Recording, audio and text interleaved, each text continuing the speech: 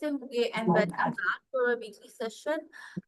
नाजरीन, इन सब सेशंस का बेसिकली मकसद ही यही है ताकि आप लोगों को मार्केट में बेहतरीन तरीके से ताकि आप कर सकें। और इसके अलावा नाजरीन अपने फ्रेंड्स और रिलेटिव्स को जो है ये वीडियो जरूर शेयर किया करें ताकि वो लोग भी स्टॉक मार्केट में भरपूर तरीके से काम कर सकें और उसके साथ साथ पोर्टफोलियो अपना अच्छी तरीके से मैनेज कर सकें। नाजरीन, हमारे इस चैनल सब्सक्राइब किएगा, नोटिफिकेशन करिएगा ताकि आप हमारी आने वाली वीडियो से अपडेटेड रहें।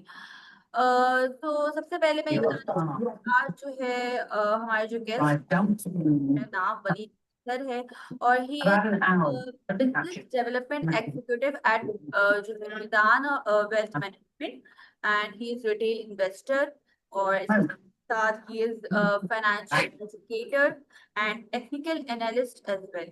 तो इनको इनवाइट करने का बेसिकली मकसद ये है ताकि हम जो है उनकी जर्नी पूछ सकें और बेसिकली क्या जो है किस जर्नी डिस्कस करेंगे और उनको जो है क्या मोटिवेट किया जो बिजनेस डेवलपमेंट एग्जीक्यूटिव जो है वो है। तो इनकी जर्नी डिस्कस करने के लिए सबसे पहले सर मैं आपसे बोलना चाहूंगी, आप और इंट्रोडक्शन अपना देना चाहते हैं? जी अस्सलाम वालेकुम। अरीबा, आपका शुक्रिया, आपने मुझे इनवाइट किया। आप सबको सुनने वालों को अस्सलाम वालेकुम। मेरा नाम जैसे अरीबा ने बताया वलीद कैसर है और मैं ऑस्ट्रेलिया रहता हूँ। मेरी इन्वेस्टमेंट जर्नी स्टार्ट हुई थी 2023 में आफ्टर कोविड। अच्छा, उसके अंदर ये था कि जब पाकिस्तान के अंदर हम देख रहे थे कि स्टॉक मार्केट की वैल्यूएशन बहुत जो सी है फेवरेबल थी। तो रिटेल इन्वेस्टर का हमेशा से ये एटीट्यूड होता है कि वो जब मार्केट में ज़्यादा पैनिक होता है तो वो instead of buying in the market they started selling. तो this was the time because मेरी जो स्टडी बैकग्राउंड है वो फाइनेंस रिलेटेड है। मेरी जो बैचलर्स डिग्री थी वो अकाउंटिंग में थी और उसके बाद मेरी जो प्रेजेंट जॉब है उसके अंदर हम मिज़ान वेल्थ में अराउंड $100 मिलियन के फंड्स मैनेज करते हैं। ठीक है, तो मेरी जर्नी भी इसी तरह स्टार्ट हुई थी फ्रॉम अ रिटेल इन्वेस्टर। फिर मैंने सर्टिफिकेशंस की और मेरे पोर्टफोलियो के रिटर्न्स काफ़ी अच्छे थे। उसके बाद फिर technical as a technical analysis मुझे अपॉइंट किया गया and then I started managing their portfolios as well.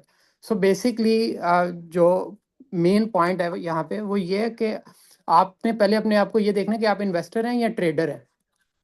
तो अगर तो आप इन्वेस्टर हैं तो आपका एक डिफरेंट माइंडसेट होता है। अगर मैं आपको बताऊं कि अगर $100 मिलियन का पोर्टफोलियो कैसे बिल्ड किया जाता है तो उसके अंदर आप उसे कंपेयर कर सकते हैं अपने 1 मिलियन से, 10 मिलियन से, 1 CR से। तो नॉर्मली क्या प्रैक्टिस होती है कि आ, आप पोर्टफोलियो के अंदर पहले अपने पैसों को प्रिजर्व करना चाहते हैं कि मैसिव रिटर्न्स, रिटेल इन्वेस्टर चाहता है कि उसके मैसिव रिटर्न्स हों। इंपॉर्टेंट ये होता है कि जो आपके फंड्स हैं वो प्रिजर्व रहें, आप अपनी वैल्यू लूज नहीं करें। तो जितने भी फंड मैनेजर बैठे होते हैं बैक एंड में वो ये चाह रहे होते हैं कि गोल्ड में इन्वेस्टमेंट करें, ब्लू चिप कंपनीज में करें, ताकि हमें डाउन साइड रिस्क कम हो जाए। जैसे आपका डाउन साइड रिस्क कम हो जाता है उससे आपकी ग्रोथ के चांसेस ज़्यादा बेटर हो जाते हैं। और retail investor on other side क्या कर रहा होता है, वो चाह रहा होता है कि मैं पेनी स्टॉक्स में जाऊं, ठीक है, और मैं 100x कर लूं, मैं 10x कर लूं, मैं पैसों को डबल कर लूं, जिसकी वजह से उसे instead of making a lot of money वो अपना एक्चुअल कैपिटल भी लूज कर देते हैं इन अ शॉर्ट टर्म। तो या आप ट्रेडर होंगे या आप इन्वेस्टर होंगे, तो इन्वेस्टर की journey as a long term mindset से होती है और ट्रेडर स्टॉप लॉस के साथ ट्रेड करता है। सही। अच्छा सर, सबसे पहले ये बताएं कि क्या स्किल्स होनी चाहिए, क्या स्किल्स डेवलप करनी पड़ेंगी बिजनेस डेवलपर डेवलपर बनने के लिए?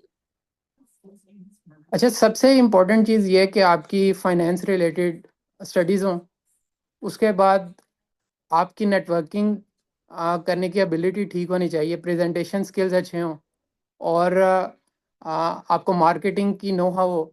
क्योंकि B2B का काम ये होता है कि आपने अपनी रेलिवेंट फील्ड, फॉर एग्जांपल हम लोग वेल्थ मैनेजमेंट में काम करते हैं, तो हमारी मार्केट की नीश ऐसी है कि हमें अकाउंटेंट्स के साथ, मॉर्गेज ब्रोकर्स के साथ, इन्वेस्टर्स के साथ इंटीग्रेट करना पड़ता है।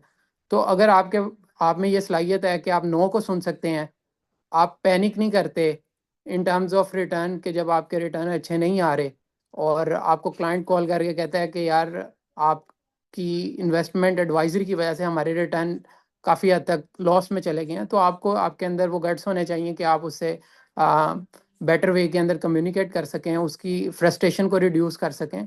और बाकी आपको बात अच्छी करनी आनी चाहिए, आपकी स्पीकिंग पावर इम्प्रूव हो, आजकल के दौर में एआई से आप इंटीग्रेट कर लें, तो ये बेसिक चीज़ें हैं। अच्छा सर ये बताएं कि क्या एडवाइस देना चाहेंगे आप कि अगर किसी को फाइनेंस में अगर किसी को कैरियर अपना स्टार्ट करना है तो आप क्या बेसिक एडवाइस उनको प्रोवाइड करेंगे? अच्छा, सबसे पहले तो आप ये देखें कि आपकी इंटरेस्ट किस में है, क्योंकि जब आप फाइनेंस की बात करते हैं तो ये काफ़ी ब्रॉड फील्ड आ जाती है। अगर आप इन्वेस्टमेंट्स में आना चाहते हैं, इन्वेस्टमेंट बैंकिंग की तरफ आना चाहते हैं, उसकी एक अलग जर्नी है। अगर आप अकाउंटिंग में आना चाहते हैं तो उसके अंदर आपको आ, किसी भी पहला इंपॉर्टेंट टास्क मेरे ख्याल में ये होना चाहिए कि आप इंटर्नशिप करें। उसके अंदर ये ना देखें कि आपको कितनी सैलरी ऑफर कर रहे हैं, आप ये देखें कि आपको स्किल क्या सीखने को मिल रहा है। तो मनी को चेज ना करें इनिशियल फेज में, पहले आप ये कोशिश करें कि आप स्किल डेवलप कर सकें। जब आपको एग्जीक्यूट करना आ जाए, आपके अंदर एबिलिटी होगी, तो फिर एंड ऑफ द डे आप स्केल कर जाएंगे। लेकिन अगर आप इनिशियली ये टारगेट करें कि यार ये मेरी सैलरी से पैसे कम है, आपको आपका फोकस सैलरी नहीं होना चाहिए, आपका लर्निंग माइंडसेट होना चाहिए कि इनिशियली आपका फोकस होना चाहिए कि आप सीख क्या रहे हैं। अच्छा सर इसके साथ साथ ये बताएं कि आप कैसे चेक करते हैं कि ये जैसे कि बेसिक आप कोई इन्वेस्टमेंट आप कर रहे हैं तो लॉन्ग टर्म के लिए भी देख रहे हैं शॉर्ट टर्म के लिए भी देख रहे हैं कि ये इन्वेस्टमेंट बेसिकली हलाल है, तो ये कैसे जो है वो जज करते हैं? अच्छा, पाकिस्तान के अंदर तो आपके पास पाकिस्तान स्टॉक एक्सचेंज के अंदर भी एक इंडेक्स अवेलेबल है, ऑल शरिया इंडेक्स के अंदर। यूएस मार्केट और ऑस्ट्रेलिया मार्केट के अंदर एक मुसफ़ा की ऐप है, वहां से आप फिल्टर आउट कर लेते हैं कि कौन सा स्टॉक शरिया कंप्लाइंट है, कौन से नॉन शरिया कंप्लाइंट है। तो ये तो प्रेटी सिंपल है। आप वहां पे वेबसाइट पे जाके अपना टिकर ऐड करें और आपको आइडिया हो जाएगा कि इनका डेट कितना है, ये इनकी प्रिंसिपल एक्टिविटी क्या है, ये गैम्बलिंग में तो नहीं इन्वॉल्व, और बैंक्स तो नहीं है, वो बैंक्स नहीं जो कन्वेंशनल, मतलब अगर इस्लामिक बैंक है दैट्स फाइन, लेकिन अगर कन्वेंशनल है तो दैट्स अ बिग नो। इसी तरह अगर गैम्बलिंग में इन्वॉल्व है, इंश्योरेंस है, तो वो आपने अवॉइड करने हैं। अच्छा सर जैसे कि स्टार्टिंग में आपने बताया कि टेक्निकल एनालिस्ट हैं आप बेसिकली, तो क्या जो है वो इंडिकेटर्स हैं जैसे कि आप लोग ग्राफ्स पे काम करते हैं टेक्निकली काम करते हैं, तो कोई बेसिक इंडिकेटर्स हैं मार्केट के सिग्नल्स को देखने के लिए? अच्छा, पहले तो अगर आपने इन्वेस्टमेंट करनी है तो सबसे पहले ये देखें कि कंपनी फंडामेंटली स्ट्रांग है कि नहीं, ये तो आपका पहला चेक होगा। उसके बाद क्वार्टर की रिपोर्ट कैसी है। अगर तो आपको क्वार्टर की रिपोर्ट में कोई टर्न अराउंड स्टोरी नज़र आ रही है, आपकी ईपीएस 100% इंक्रीज कर गई है, 300% इंक्रीज कर गई है, कंपनी के कैश फ्लोज पहले अच्छे नहीं थे, अब उनके कैश फ्लो अच्छे हो गए हैं, तो अब आपने उसके ऊपर टेक्निकल्स अप्लाई करने हैं। अब टेक्निकल्स के अंदर सबसे इंपॉर्टेंट ये है कि आप आरएसआई पे डाइवर्जेंस देख लें, प्राइस एक्शन देख लें, वॉल्यूम देख लें, और हायर हाइस हायर लॉस देख लें। जितना बेसिक रखेंगे ना उतना आसान है। आपकी ज़्यादा वर्किंग फंडामेंटल्स पे होनी चाहिए, टेक्निकल्स की आपको सपोर्ट मिल जाए तो that could be a good combination. सही। अच्छा सर ये बताएं कि करंट क्या जो है वो जो सिनेरियो चल रहा है जो स्ट्रेटेजी चल रही है, तो आप मार्केट को इस वक्त किस तरह जो है वो देख रहे हैं? पाकिस्तान के अंदर आपको कुछ फैक्टर्स हैं जिसे हमेशा कंसीडर करना है। अगर आप उसे नोट डाउन करें तो वो मैक्सिमम 10 है। एक जो सबसे इम्पोर्टेंट है वो आपका ऑयल प्राइस है।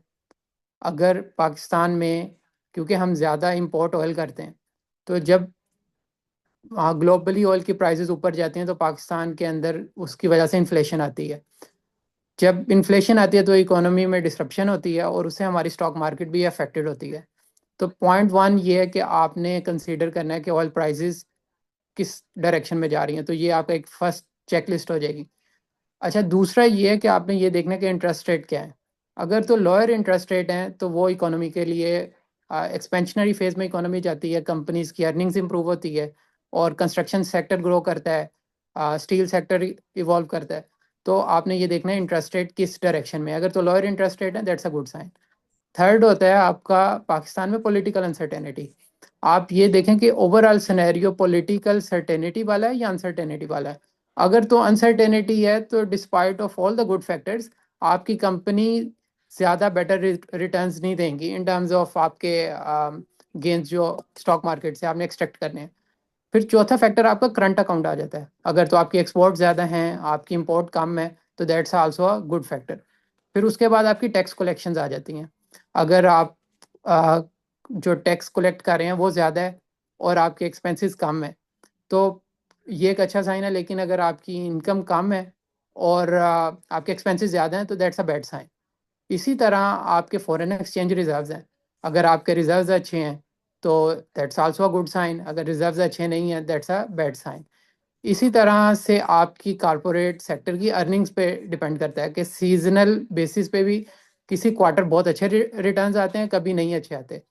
फिर आपने ये देखना है कि कंपनी की हिस्ट्री क्या है। फॉर एग्जांपल अगर आज आप बात करें मारी की, एंग्रो फर्टिलाइजर की, सिस्टम्स की, तो ये कुछ कंपनीज पाकिस्तान में बहुत अच्छी कंपनीज हैं। अब मारी का प्राइस टू अर्निंग देखें, आप उसे कंपेयर करें दुनिया की किसी भी अच्छी कंपनी से, तो एक तो कंपनी का ट्रैक रिकॉर्ड बहुत अच्छा है और कंपनी एक बेटर वैल्यूएशन पे भी अवेलेबल है। तो ये कुछ फैक्टर्स हैं जो आपको कंसीडर करके मार्केट में इन्वेस्ट करना चाहिए। सही। अच्छा, एज यूजुअल हमारे साथ पार्टिसिपेंट्स भी मौजूद हैं, तो एक सवाल जिससे कि हम ले लेते हैं। रऊफ महमूद, अपना सवाल कीजिए। अस्सलाम वालेकुम सर। वालेकुम सलाम। सर मेरा क्वेश्चन ये है कि जो भी एनालिस्ट आते हैं वो oil and gas, cement, auto sector या फार्मा सेक्टर पे बस ज्यादा बात करते हैं या आईटी सेक्टर पे। इसके अलावा कोई और भी सेक्टर्स हैं पाकिस्तान में, तो उस पे पीएसएक्स में कोई और बात नहीं करते हैं। एक तो मुझे इसका जवाब दे दें, और दूसरा, आने वाले दिनों में पाकिस्तान में आईटी सेक्टर को सर आप कैसा देख रहे हैं, क्योंकि वो बहुत लो परफॉर्म कर रहे हैं सर। शुक्रिया। अच्छा राउफ सर, बात यह है कि आपने ना एज एन इन्वेस्टर, जब आप ये देखें कि आपने 1 बिलियन की इन्वेस्टमेंट करनी है, 100 बिलियन की इन्वेस्टमेंट करनी है, तो आप कभी भी स्मॉल कैप में नहीं जाना चाहेंगे। आप कोशिश करेंगे उन कंपनीज में जाएं जिनका ट्रैक रिकॉर्ड अच्छा है। तो जितने भी स्टॉक्स हैं, फंड मैनेजर्स हैं, क्योंकि जब उन्होंने बिलियंस में इन्वेस्टमेंट करनी होती है तो वो प्रेफर उन्हीं कंपनीज को करेंगे जिनके डाउनसाइड रिस्क कम हो। तो ये आपके पहले क्वेश्चन का आंसर है। दूसरा ये है कि जो आईटी की ग्रोथ है वो एक्सपोनेंशियल रही है पिछले टाइम में भी और अब भी। कंपनीज की वैल्यूएशन अगर आप देखें तो सिस्टम्स, अवेंसियन, एयर, आपकी इस तरह की जो कंपनीज हैं फंडामेंटली तो बहुत अच्छी हैं, लेकिन हमारा इन्वेस्टर फोकस्ड इसी पे ही है कि वो बैंकिंग सेक्टर में, ई एंड पी पे। लेकिन अगर आप लॉन्ग टर्म देखें तो जिस सी ए जी आर से सिस्टम ग्रो कर रही है, तो डेफिनेटली उसका काफ़ी अच्छा फ्यूचर है। और ए आई के साथ इंटीग्रेट करेंगे तो डेफिनेटली उनकी अर्निंग्स और भी इम्प्रूव होंगी। और लॉन्ग टर्म में अगर आप सी ए जी आर को नेट प्रॉफिटेबिलिटी में देखें, ऑपरेटिंग इनकम में देखें, तो सिस्टम जैसी कंपनीज का आपको एक अच्छा आप एक्सपेक्ट कर सकते हैं कि ये 15 to 20% C A G R से ग्रो करेंगी। सर, फॉर एग्जांपल आप सिस्टम का कह रहे हैं और मैंने जो इन्वेस्टमेंट की हुई है वो ऑक्टोपस में की हुई है, तो उसके बारे जी, में थोड़ा बता दें सर। अच्छा, मैं ऑक्टोपस अवेंसियन ग्रुप एक कह लें कि फंडामेंटली उनकी एबिलिटीज़ हैं कि वो जो उनका प्लान है 2020-30 तक का, वो भी काफ़ी उसके अंदर एक ग्रोथ पोटेंशियल तो नज़र आता है। लेकिन अगेन मैं पर्सनली भी बिलीव करता हूँ कि हमें ब्लू चिप कंपनीज में और फर्स्ट ईयर स्टॉक्स में जाना चाहिए।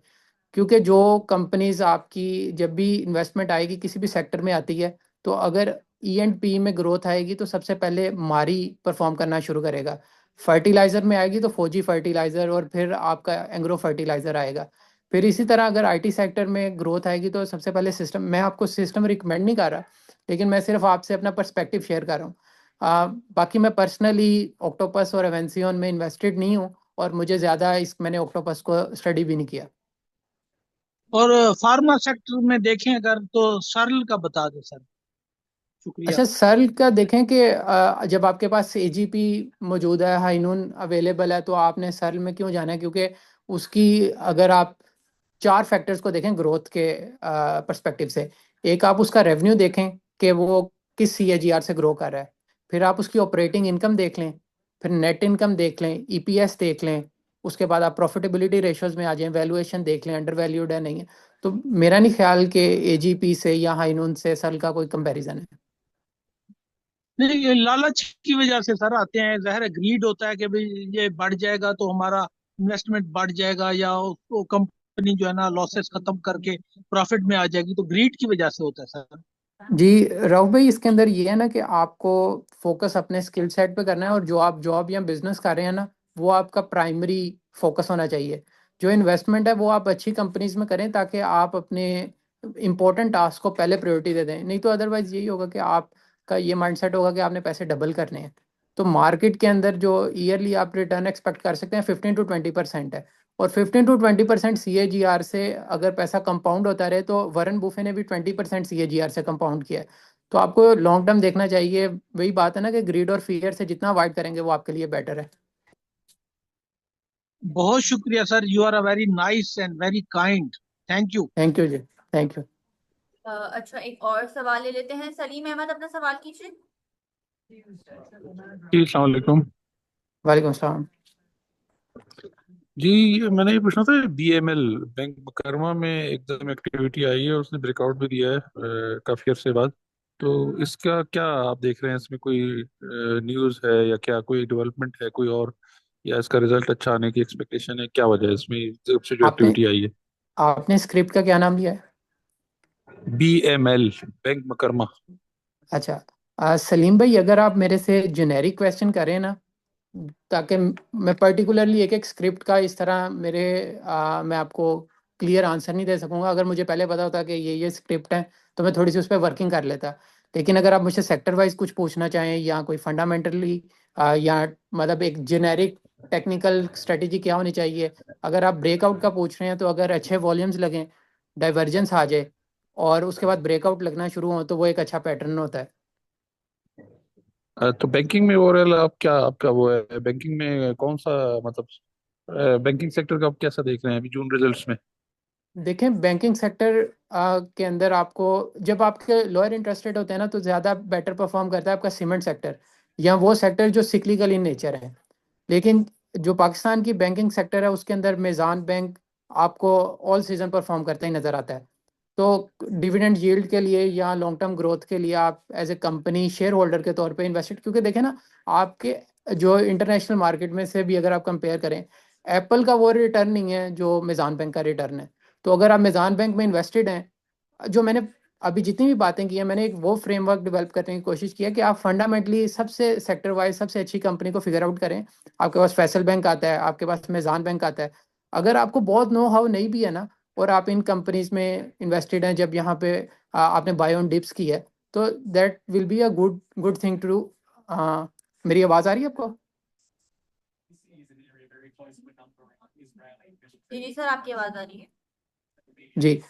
आ, जी अरीबा, मैं यही कह रहा था कि अगर आपने फंडामेंटली किसी अच्छी कंपनी में सेक्टर वाइज एनालिसिस करके इन्वेस्टमेंट की है, तो वो आपको बेटर ही रिटर्न्स देगी। अगर आपने कोई पेनी स्टॉक को पिक किया है, तो उसके अंदर रिस्क साइड ज़्यादा है, और अगर आपने ब्लू चिप कंपनीज में इन्वेस्टेड है, that's a good thing for you. सही। अच्छा, एक और सवाल ले लेते हैं। हम्माद नासिर, अपना सवाल कीजिए। सर, ये प्रेजेंट सिचुएशन में ऑयल एंड गैस को होल्ड करना चाहिए या लॉस पे भी इवन निकल जाना चाहिए, स्पेसिफिकली एसएनजीसी? ब्रदर, आपका नाम क्या है? हम्माद नासिर। हम्माद नासिर। हमाद भाई। हमाद भाई, देखें, आपने जब इन्वेस्ट किया था ऑयल एंड गैस में, आपके माइंड में क्या स्टोरी थी? ऑफ कोर्स प्रॉफिट ही था। नहीं, प्रॉफिट प्रॉफिट था। आप डेफिनेटली जब बाय करते हैं, तो आप या आप शॉर्ट टर्म के लिए बाय करते हैं, या आप लॉन्ग टर्म के लिए बाय करते हैं? मतलब आपके बैक एंड पे उस टाइम जब आपने इन्वेस्ट किया था, आपका माइंडसेट क्या था? Medium term, neither short neither long. ठीक है। अच्छा, देखें, अगर तो आप कंपनी में इस सेंस में इन्वेस्टेड हैं कि यार ये मेरी कंपनी के तौर पे मैं इसे बाय कर रहा हूँ, और मैं लॉन्ग लॉन्ग टर्म होल्ड करूंगा। जैसे अगर हमारे पास मारी है, तो मारी की हिस्ट्री है, वो बोनस शेयर्स भी देता है, डिविडेंड भी पे करते हैं, और उनकी ग्रोथ मोर देन 15% CAGR से उनके रेवेन्यू ग्रो कर रहे हैं पिछले 20 सालों से, ऑपरेटिंग इनकम, नेट इनकम। तो अगर तो आप मारी में इन्वेस्टेड हैं और वो परफॉर्म नहीं भी कर रहा तो आपको एग्जिट नहीं करना चाहिए। आप इन्वेस्टेड हैं क्योंकि आप एक स्टॉक को अगर 3 साल के लिए होल्ड करते हैं तो आपकी टैक्स ब्रैकेट के अंदर रिडक्शन आनी शुरू हो जाती है। आप किसी स्टॉक को 5 साल 7 साल तक होल्ड करते हैं तो अब आपको कैपिटल गेन टैक्स उतना नहीं पे करना जब आपने बाय किया और सेल किया। तो अगर तो आपने बाय किया है फॉर लॉन्ग टर्म तो आप इन्वेस्टेड रहें, लेकिन अगर आपने ट्रेड किया है मीडियम टर्म और आपने स्टॉप लॉस लगाया, अगर वो हिट हो रहा है तो उसे होने दें। जी sir, thank you sir. No. सही। अच्छा सर, ये बताएं कि सेविंग कितनी जरूरी है फ्यूचर के लिए, कि आप क्या कहना चाहेंगे, क्या एडवाइस देना चाहिए कि लोगों को इन्वेस्ट कहाँ करना चाहिए, सबसे अच्छी क्या अपॉर्चुनिटी है इन्वेस्ट करने की? अरीबा, मेरे ख्याल में सबसे इम्पोर्टेंट यह कि आपके पास ना इमरजेंसी फंड हो। अगर आपकी इनकम फॉर एग्जांपल 50,000 है या 100,000 है तो आपके पास ना 1 मिलियन PKR आपके आ, या तो मेज़ान बैंक के किसी ऐसे फंड में पड़ा हो जो लो रिस्क है, और यहाँ आपने गोल्ड वगैरह बाय किया हो और आपके पास कुछ उसमें से कैश हो। तो इम्पोर्टेंट इन्वेस्टमेंट से पहले ये है कि आप अपना इमरजेंसी फंड सिक्योर कर लें, क्योंकि मैंने अक्सर ये देखा है कि हम लोग लॉसेस तब करते हैं जब हमारा इमरजेंसी फंड नहीं होता। हमने वो पैसे लगा दिए जो हमें नेक्स्ट 2 मंथ बाद चाहिए, तो जैसे ही मार्केट के अंदर थोड़ी सी फ्लक्चुएशन होती है तो हम फियर की वजह से सेलिंग कर लेते हैं। लेकिन अगर हमारे पास इमरजेंसी फंड भी है, हमने एक्स्ट्रा पैसे इन्वेस्ट किए, तो हमें फ़र्क नहीं पड़ता कि मार्केट किस डायरेक्शन में चल रही है। मार्केट के अंदर पूरे साल में 10 दिन होंगे जब मार्केट बड़ा वर्स परफॉर्म करेगी, कुछ 7-8 दिन होंगे जब मार्केट बहुत अच्छा परफॉर्म करेगी। अगर आपने मार्केट से वर्स्ट डे मिस कर दिए जब आपने बाय नहीं किया, और आपने जब अपसाइड थी तब भी आप मार्केट में इन्वेस्टेड नहीं रहे, तो फिर आप लॉन्ग टर्म कंपाउंडिंग नहीं कर पाएंगे। सही। अच्छा सर, क्या हम अगर कोई जो है फाइनेंशियली इतना स्ट्रांग नहीं है तो क्या स्मॉल अमाउंट ऑफ मनी से स्टार्ट कर सकते हैं इस फंड में? आप कर सकते हैं, आप SIP करते रहें, लेकिन आपको पहले अपने स्किल सेट पे काम करना चाहिए। अगर आप 50,000 अर्निंग जनरेट कर रहे हैं तो आप 60,000 70,000 पे उसे लेके जाने की कोशिश करें। आप पैसिव इनकम की तरफ फोकस करें, और पहले उससे ज़्यादा इंपॉर्टेंट ये है कि आप एक्टिव इनकम को इंक्रीज करें। स्टॉक मार्केट के अंदर आप ये देखें कि अगर आपने 100K इन्वेस्ट किए हैं PKR और आपका 10% रिटर्न है, तो जी जी। क्योंकि अगर 1 करोड़ की इन्वेस्टमेंट है तो आपका 10% 10 लाख होगा। हम्म। तो इम्पोर्टेंट ये है कि आप अपना जो इनिशियल कैपिटल है उसे इंक्रीज करें। वो ज़्यादा इंक्रीमेंट के चांसेस आपकी एक्टिव इनकम पे हैं। आप स्टॉक मार्केट से बहुत पैसा नहीं कमा सकते एज लॉन्ग एज आपके पास इनिशियल कैपिटल ज़्यादा नहीं है, क्योंकि मार्केट ने आपको 10 से 15% या 20% का रिटर्न देना है। तो जितनी आपकी इन्वेस्टमेंट होगी उतना ज़्यादा आप रिटर्न इसे एक्सपेक्ट कर सकते हैं।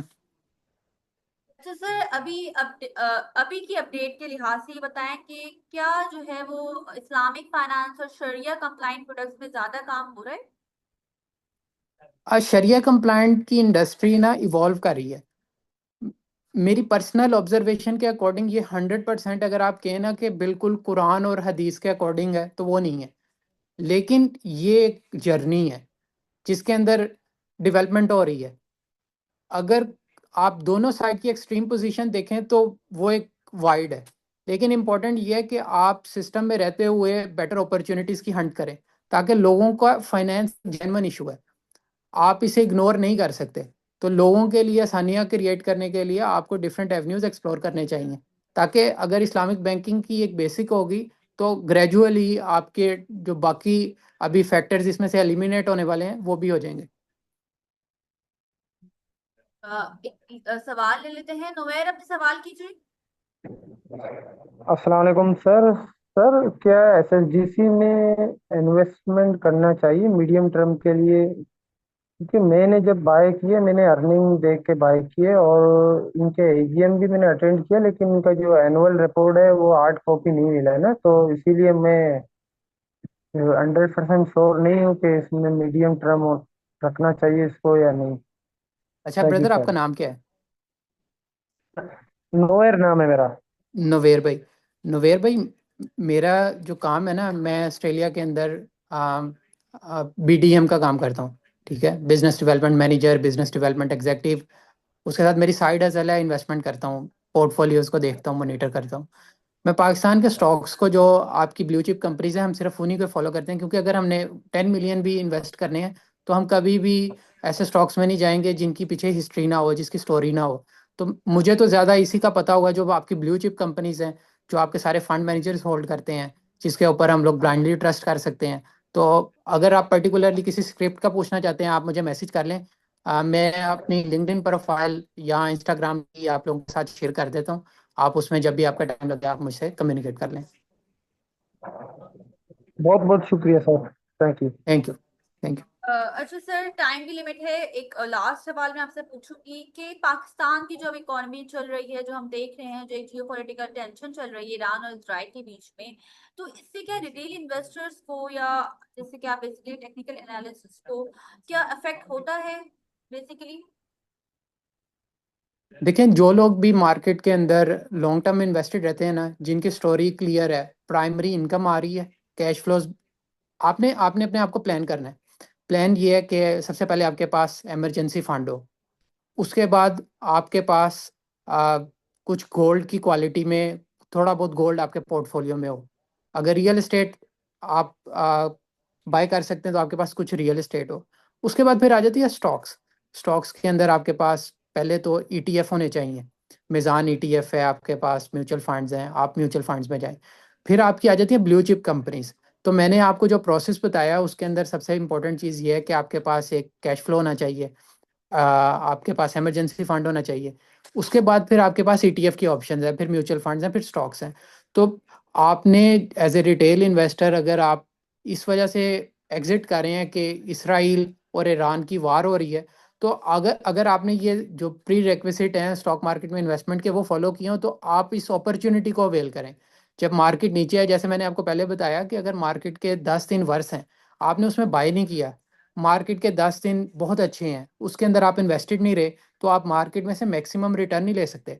अगर मार्केट नीचे जाती है, तो मैं अगर रिटेल इन्वेस्टर आपके सामने हूँ, तो मैं ये करूँगा कि जब मार्केट 10-15% डाउन आएगी, तो मैं वहाँ पे अपने पोर्टफोलियो का 10% और इन्वेस्ट कर दूंगा, 15% इन्वेस्ट कर दूंगा। और मैं इसे इन्वेस्ट करता रहूँगा, क्योंकि मुझे कन्विक्शन है जिन कंपनीज को मैंने सेलेक्ट किया है वो फंडामेंटली स्ट्रॉन्ग कंपनीज हैं, उनका क्वार्टर का रिजल्ट अच्छा है, उनकी वैल्यूएशन अच्छी है।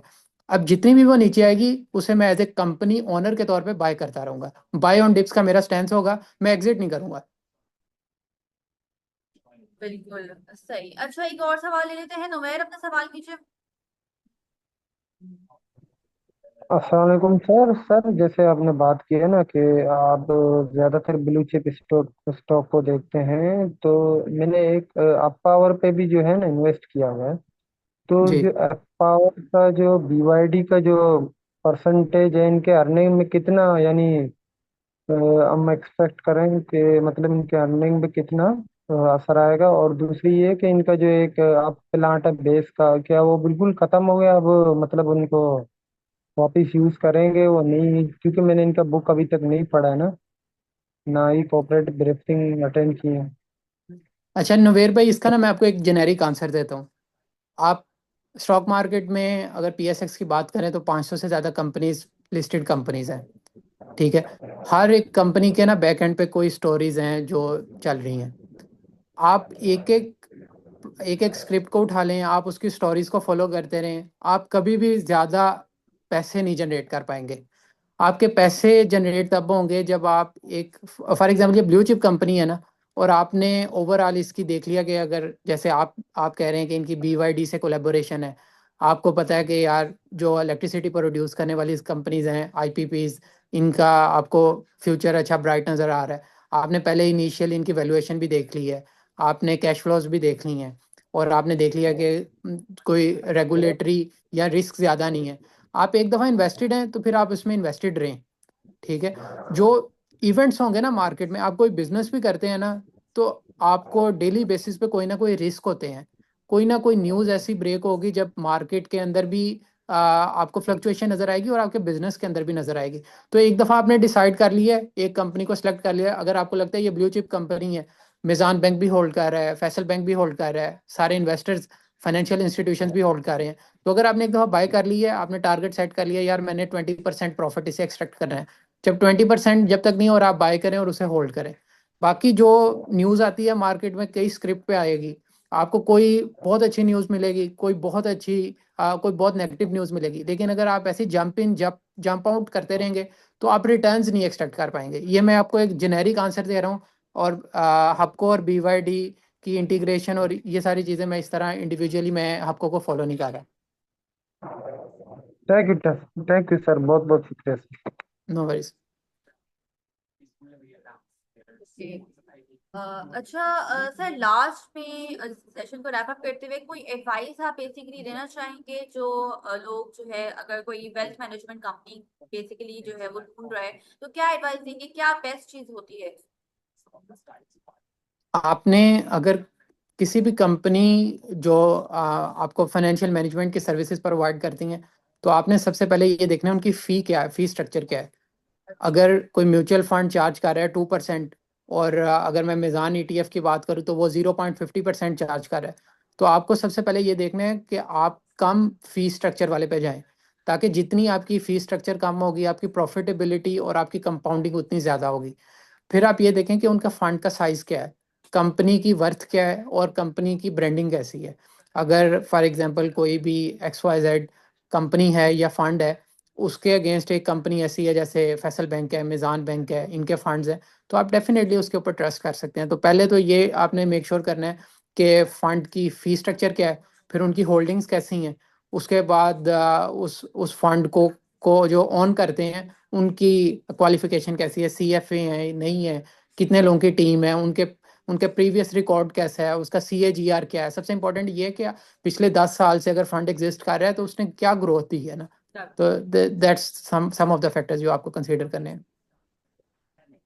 सही। चलिए, thank you so much sir, thank you so much, आपने काफी अच्छे एडवाइस प्रोवाइड किए। Thank you so much participants, आप लोगों ने भी ज्वाइन किया। सर आपका सेशन जो था काफी इंफॉर्मेटिव था, काफी जो है वो बहुत कुछ सीखने को मिला, हमारे व्यूअर्स को भी बहुत कुछ सीखने को मिलेगा जब ये वीडियो अपलोड होगी। Thank you so much sir, आपको फिर इनवाइट करेंगे, अपना बहुत सारा ख्याल रखिएगा। अल्लाह हाफिज। अल्लाह हाफिज सर। Thank you.